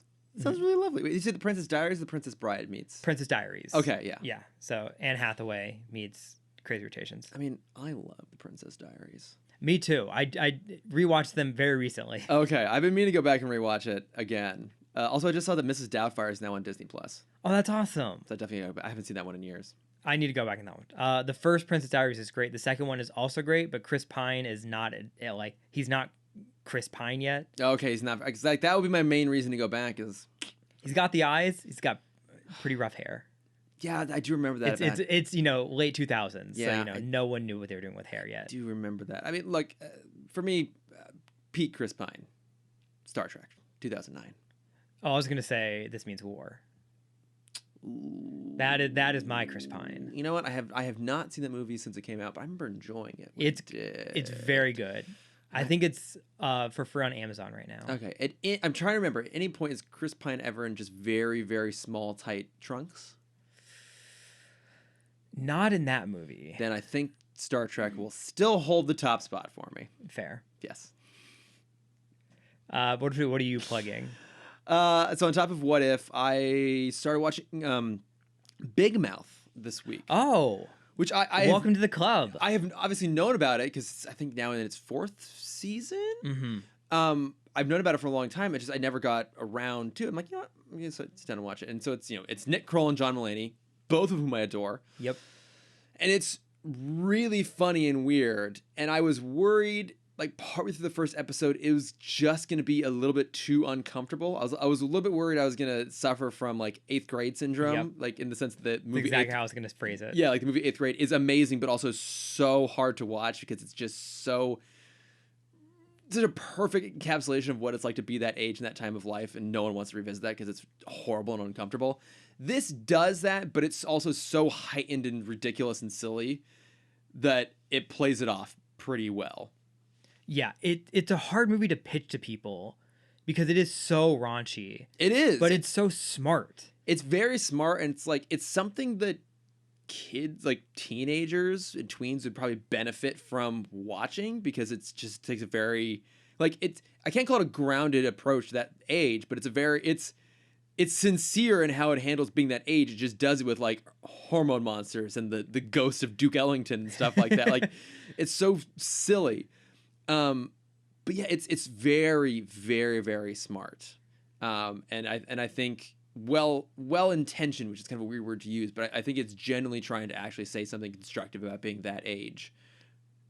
Yeah, there was an article that came out a while ago about people trying to like hate on Big Mouth for its humor, and the writers came out and basically said like we are doing this so well, like we are making jokes at no one's expense while also educating people. Yeah, it's true.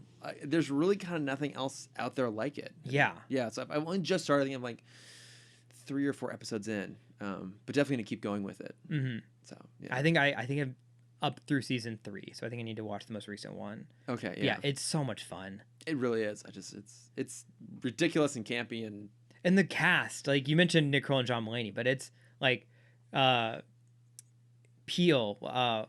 Jordan Peele is the Duke. Yeah, Jason Mantzoukas is playing a lot of characters in there, and I like scrolled through to see, and like it has this ridiculously deep bench of like guest voice actors in there too. Yeah, like everyone wants to be on the show. It's like the comedy family. Yeah, it's great. It's really, really good. Highly recommend that one. And so refreshing after Netflix's many attempts at like an adult humor show, which have all just bombed. Yeah, it's like there. I think you could draw comparisons from this to Sex Education. They're very different shows and very different tones, but at their core, there's something similar going on there, which is like a very sincere look at a very uncomfortable age, while also being like funny and heartfelt. That's been taboo for so long. That's exactly it. Yeah, and just like totally leaning into the taboo-ness of it rather than shying away from it, and basically proving like it's kind of silly that you've made this taboo. Like, it's very silly. When we need to talk about it. Yeah, it's like these are things that actually need to be discussed, and you have found ways to not talk about it in a way that's just going to make everyone's life much, much more difficult and uncomfortable. Yeah. Yes. But it's good. We're working on it. But it's very good. Yeah, so go check that one out. But that does it for us this week. Yes. We're done with this bumper episode of Timm Talk. So we'll be back with our next episode discussing the finale of Justice League Unlimited Season 1, The Once and Future Thing, a fantastic two-parter that I remember loving and have not seen in 20 years. Neither have I. I'm very excited. Very excited. They go back to the Wild West, right? Yeah, and to the future. Oh, I don't remember that part. I remember Jonah Hex. Yes, both. You get it's like the opposite of Back to the Future. Ooh. Yeah, the past first, then to the future. Okay. It's exciting. It's such good. It's really good. Who sleeps with their mom this time? Batman. Well, that's unfortunate. Yes. That's the worst one. The worst one I could have chosen. If any hero is going to have an Oedipus complex, I would not want it to be Batman. Yep. So, real excited. Real excited to get to that. But if you want to reach us, we are at Timm Talk Pod on Facebook, Twitter, Instagram, Gmail, and as mentioned before, also on YouTube. If you want to leave us a comment there, I will usually reply to this directly, but occasionally I'll pull some onto the show as well. So, and then you can find me at Lordifer on Twitter and Instagram. Yes, if you want to see my art, you can find that at Cameron.Dexter. And if you want to see my face, you can find that at CamDexter_adventures. Yay! Yeah. Yeah. Disney Pass is open back up in 2 weeks. Oh boy. Very excited. I say we weren't going to take a long hiatus, but I might lose Cameron to Disneyland on every weekend. Hey, we can record at Disneyland. No. Okay, fine. We can record at Disneyland and deal with all of the horrible sound issues, but you're paying for me to have one of those annual passes. Sure. Okay, great. All right. We'll be coming to you live from Disneyland soon. Great. Thanks, everyone. Thanks. Bye. Ba ba ba ba ba ba ba ba ba ba ba ba na na na na ba ba ba ba na na na. Beautiful. I got it this time. More off pitch every time.